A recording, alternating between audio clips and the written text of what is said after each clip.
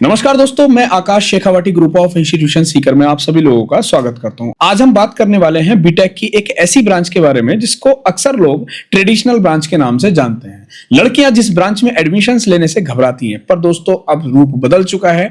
Traditional branch modern branch का रूप ले चुकी है, यानी कि बात कर रहे हैं मैकेनिकल ब्रांच के बारे में। मेरे मन में कुछ सवाल हैं, मैकेनिकल ब्रांच का अस्तित्व क्या रहा है, भविष्य में किस तरीके के परफॉर्मेंस दे सकती है ये ब्रांच और किस तरीके की जॉब अपॉर्चुनिटीज इस ब्रांच में रह सकती हैं। ऐसे ही सवालों के जवाब देने के लिए मेरे साथ जुड़ चुके हैं डॉक्टर राहुल सर, जो Shekhawati group of institution Sikar में ट्रेनिंग एंड प्लेसमेंट ऑफिसर भी हैं, साथ ही साथ मैकेनिकल डिपार्टमेंट में असिस्टेंट प्रोफेसर भी हैं। काफी लंबे समय का अनुभव है इनको। तो नमस्कार सर, स्वागत है आपका। नमस्कार सर। सर, सबसे पहले तो मैं जानना चाहूंगा कि मैकेनिकल ब्रांच क्या है, उसका वर्तमान में स्वरूप क्या है, उसके बारे में आप स्टूडेंट्स को समझाएं और स्टूडेंट्स इस ब्रांच को बीटेक में चूज करते समय घबराते क्यों हैं। देखिए सर, सबसे पहले तो अपन बात करते हैं मैकेनिकल से पहले इंजीनियरिंग की। बिल्कुल। इंजीनियरिंग का जो अस्तित्व आया था वो मैकेनिकल से ही आया। बिल्कुल सही बात है सर। तो इसलिए कई लोग मैकेनिकल को मदर ब्रांच भी बोलते हैं और इसीलिए अभी आपने बोला कि मैकेनिकल ब्रांच है, ट्रेडिशनल ब्रांच है। तो जहां से इंजीनियरिंग का नाम आया है वहीं से मैकेनिकल का नाम आया है। तो अपन इसको मदर ब्रांच, फर्स्ट ब्रांच या इंजीनियरिंग की जहां से ओरिजिन स्टार्ट होता है, जननी बोल सकते हैं, कुछ भी बोल सकते हैं। तो मैकेनिकल की वहां बात करते हैं तो इसमें ऑल ब्रांचेज इन्वॉल्व है और जहां ऑल ब्रांचेज इन्वॉल्व होती है तो वो मदर ऑटोमेटिक हो जाती है। बाकी सारे बच्चे इसी के निकले हुए हैं।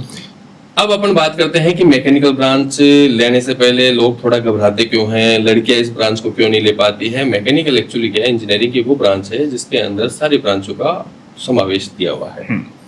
तो मैकेनिकल के जो सब्जेक्ट्स हैं या मैकेनिकल का जो वर्किंग स्टाइल है वो पहले जो था वो बड़ा लार्ज स्केल में था। बड़ी मशीनें होती थी, बड़े वर्किंग होती थी, बड़ी गाड़ियां होती थी, बड़े इंजन्स होते थे। तो वहां लड़कियों का वर्किंग करना थोड़ा सा कंफर्ट जोन नहीं रहता था। अब जैसे जैसे टाइम बदला है, डिजिटल इंडिया आया है, सभी मशीनों को डिजिटलाइज कर दिया गया है। जो लेथ मशीन होती थी बड़ी से, वो अब सीएनसी में कन्वर्ट हो गई, सीएनसी मशीन डीएनसी में कन्वर्ट हुई और आने वाले टाइम में मैं समझता हूँ कि वो मशीनें इतनी ऑटोमेटिक हो जाएगी कि आप यहाँ वन क्लिक के ऊपर multi uses working, multi uses operations उन मशीन्स पे कर सकते हैं। बिल्कुल। तो अब आने वाला टाइम जो है वो ऐसा नहीं है कि मैकेनिकल ब्रांच वो मेल्स की ब्रांच है और फीमेल्स की नहीं है। तो पिछले काफी दिनों से, काफी सालों से मैं देख पा रहा हूँ कि मैकेनिकल ब्रांच के अंदर लड़कियां आ रही है और अपनी वर्किंग भी पूरी कर पा रही है। क्योंकि कुछ ऐसे गवर्नमेंट एरिया है जिसके अंदर लड़कियां काम करके अपने आप को कंफर्टेबल जोन में समझ पा रही है। जैसे अपने आरटीओ एक डिपार्टमेंट होता है जिसके अंदर ट्रांसपोर्ट ऑफिस का जो भी वर्किंग होती है उसके अंदर लड़कियां जा रही है, वो मैकेनिकल से ही निकल के जाती है। रेलवेज में भी काफी वैकेंसीज मैकेनिकल की होती है। तो टेक्निकल वैकेंसीज काफी सारी, मैकेनिकल की जो वैकेंसीज होती है वो सेफ जोन में होती है, उसमें कोई प्रॉब्लम नहीं है। अब बात करते हैं अपन प्रोडक्शन की। प्रोडक्शन में जो नवरत्न कंपनियां हैं या एनी अदर कंपनीज हैं जो महारत्न कंपनीज की बात कर लें, जो प्रोडक्शन कर रही है या प्रोडक्शन से रिलेटेड उनकी वर्किंग है, तो वहां भी लड़कियां जा रही है। क्योंकि वहां भी क्या हो गया कि अब ऑपरेटर का काम नहीं रहा है सर। पहले क्या होता था, मशीन के ऊपर खड़ा रहना पड़ता था, मशीन को चेकआउट करना पड़ता था, वर्किंग स्टाइल को देखना पड़ता था। अब वो काम ना रह के अब सिंगल क्लिक पे काम हो रहा है। कंप्यूटर पे बैठ के आप अपने प्रोग्रामिंग शिफ्ट कर रहे हैं, प्रोग्रामिंग जनरेट कर रहे हैं, उन प्रोग्रामिंग के रिव्यू ले रहे हैं और उसी पे प्रोडक्शन वो फॉरवर्ड कर रहे हैं। तो मैं समझ पा रहा हूँ कि अब इसमें ऐसा नहीं है कि ये मेल या फीमेल की ब्रांच है, ये कॉमन ब्रांच है, कोई एजुकेशन इसमें ऑटोमेटिक जा सकती है। बिल्कुल सर, जैसे आपने बात बताया कि लेथ मशीन सीएनसी बन गई, डीएनसी बन गई, तो क्या हम ये भी कह सकते हैं कि भाई जैसे प्रोग्रामिंग उसमें आ गया, आपने कहा सिंगल क्लिक पे ऑटोमेटिक काम हो जाएगा, यानी कि अब मैकेनिकल वो मैकेनिकल नहीं बची है जिसमें कोर मैकेनिकल का काम है। अभी कंप्यूटर साइंस या फिर एआई जैसी चीजों का यूज हम लोग कर रहे हैं, इलेक्ट्रॉनिक्स उसमें कंप्लीटली इंटीग्रेटेड हो चुकी है ब्रांचेस।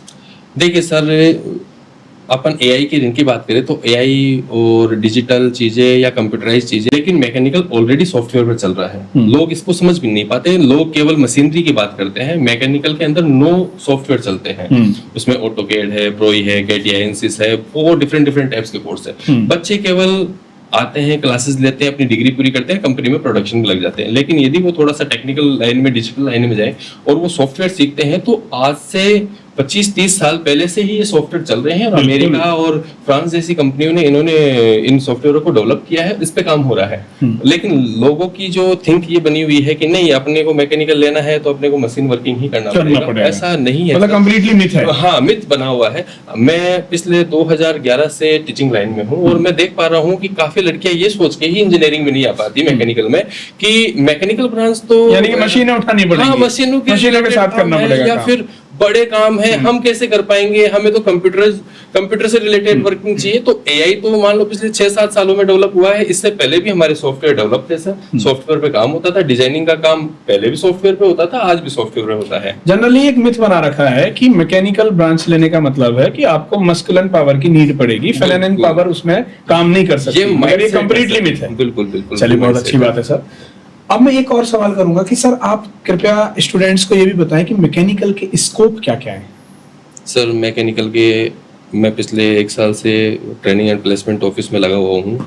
स्कोप की बात बताऊं तो आज की डेट के अंदर मैकेनिकल सिविल के मल्टी स्कोप है सर। हर कंपनी को मैन पावर चाहिए। लास्ट 6 to 7 ईयर्स से मैकेनिकल के अंदर मैन पावर बचा ही नहीं है। एक बच्चे को लेने के लिए प्राइवेट सेक्टर के अंदर 18 कंपनी क्यू में है। पहले बच्चा क्यू में था, अब कंपनी क्यू में है। इसके अलावा गवर्नमेंट वैकेंसीज काफी आ रही है सर। नई जितने मार्केट के अंदर नई टेक्नोलॉजी आ रही है मैकेनिकल से रिलेटेड, प्रोडक्शन से रिलेटेड, वो सभी मैकेनिकल के अच्छे टेक्नीशियन बंदों को लेना चाहती है। अच्छा, मैकेनिकल का एक रोल और है सर। मैकेनिकल, अभी मैं आपकी बात काट के मैं वापस पहले वाली बात पे आ रहा हूँ। आपने कहा कि मैकेनिकल टिपिकल है या फिर ये हार्ड है, क्यों नहीं बच्चे इनको लेना चाह रहे? मैकेनिकल हार्ड और टिपिकल नहीं है सर, मैकेनिकल प्रैक्टिकल है। यदि आप प्रैक्टिकल करोगे तो आपको उसमें इंटरेस्ट भी आएगा। इंटरेस्ट आएगा तो सर, कोई चीज में इंटरेस्ट आएगा तो आप उसको डेफिनेटली बहुत अच्छे से कर पाओगे। और यदि आपको इंटरेस्ट नहीं है तो वो कितना भी इजी हो या कितना भी हार्ड हो, आप उसके टच में नहीं आ पाओगे। तो मैं ये समझ पा रहा हूँ कि सबसे पहले तो अपने को मैकेनिकल से रिलेटेड पूरी जानकारी लेकर उसके अंदर इंटरेस्ट जनरेट करने की जरूरत है। इंटरेस्ट होगा तो प्रैक्टिकल होगा, प्रैक्टिकल होगा तो सर ऑटोमेटिकली हर चीजें आपके लिए आसान हो जाएगी। घर में भी तो अपन काम कर रहे हैं, चाय बनाना किसने सिखाया था? किसी ने नहीं सिखाया, देखा और सीखे। बिल्कुल sir. Shekhawati group of institution Sikar के बच्चों के प्लेसमेंट्स के बारे में आप एक बार बताएं कि मैकेनिकल ब्रांच का प्लेसमेंट किस तरीके का रहा। सर मैकेनिकल ब्रांच में हमने जो दिसंबर में ड्राइव ऑर्गेनाइज की थी, उसके अंदर हमारे पास 22 कंपनीज मैकेनिकल की थी।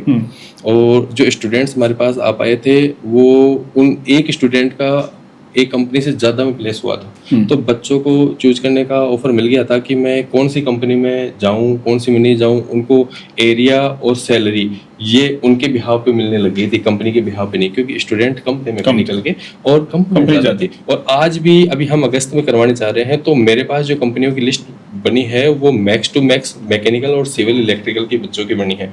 तो मैकेनिकल के अंदर हमारे पास पहले भी जो बच्चे आए थे 100% प्लेस हुए थे। अभी भी मैं सोच रहा हूँ कि शायद कितने भी बच्चे हमारे पास आए मैकेनिकल सिविल के बच्चे 100% श्योर सिलेक्शन उनका होगा।